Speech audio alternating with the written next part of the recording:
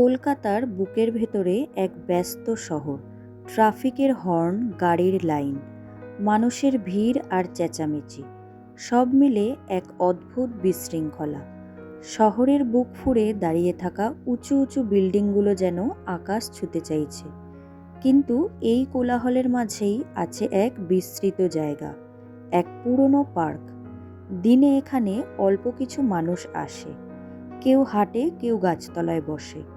কিন্তু রাত নামলেই বদলে যায় এই জায়গার চেহারা। রাত 10টা বাজলেই পার্কটা ভরে ওঠে ভয়ঙ্কর নীরবতায়। লোকমুখে শোনা যায় এই পার্কে এক পুরনো কাচের শিশি লুকিয়ে আছে। এটা নাকি মৃত্যুর কারণও হতে পারে। এই শহরেই থাকে ঋদ্ধি, বয়স 30, স্বভাবত শান্ত, অন্তর্মুখী মানুষ। দিনভর অফিসে কাজ করে, সন্ধ্যায় বাড়ি ফিরলেও তার আসল শান্তির জায়গা হলো এই পার্ক। প্রতিদিন কাজ শেষে সে এখানে বসে থাকে, গাছের ছায়ায় একা। এক রাতে যখন পার্ক প্রায় ফাঁকা, ঋদ্ধি হঠাৎ দেখল এক বৃদ্ধা ধীরে ধীরে তার দিকে এগিয়ে আসছে। মাথায় সাদা ওড়না, শরীর শুকনো, চোখে অদ্ভুত এক শূন্যতা। তার চাহনিতে যেন ভয় আর দুঃখ একসাথে মিশে আছে। তিনি ফিসফিস করে বললেন, এই পার্কে যা দেখছিস সব সত্যি নয়, সাবধানে থাক। ঋদ্ধি হতভম্ব হয়ে তাকিয়ে রইল। কিছু জিজ্ঞেস করার আগেই বৃদ্ধা অন্ধকারে মিলিয়ে গেলেন। ওর বুক ধকধক করতে লাগলো, কারণ এই বৃদ্ধাকে ঋদ্ধি আগে কখনো দেখেনি।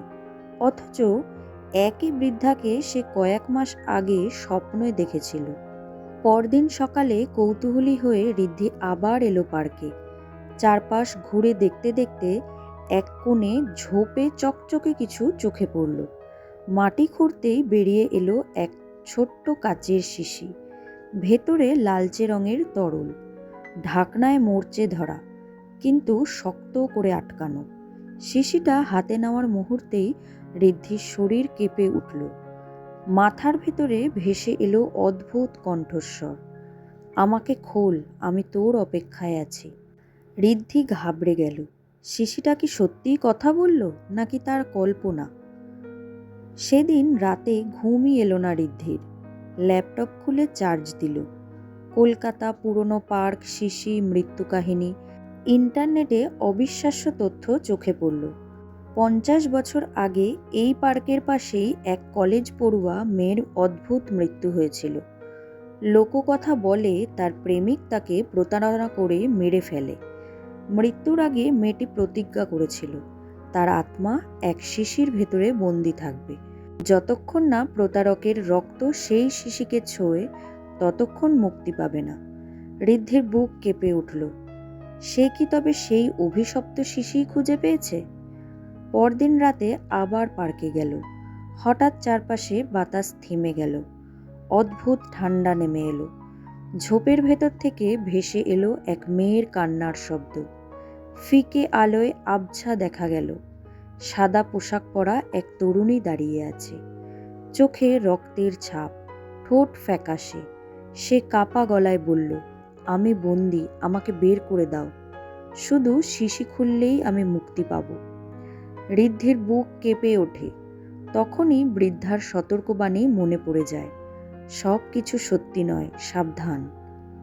তাহলে মেয়েটি কি সত্যি নিরীহ আত্মা, নাকি বিভীষিকার ফাঁদ? পরদিন ঋদ্ধির ফোনে এলো অচেনা মেসেজ, শিশি যেখান থেকে তুলেছিস সেখানেই ফিরিয়ে রাখ, না হলে তোর মৃত্যুও নিশ্চিত।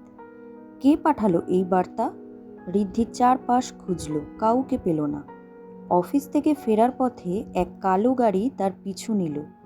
গাড়ির ভেতর থেকে দুজন লোক চিৎকার করে বলল, শিশিটা আমাদের দে, এটা তোর নয়। ঋদ্ধি দৌড়ে কোনো মতে বাঁচল।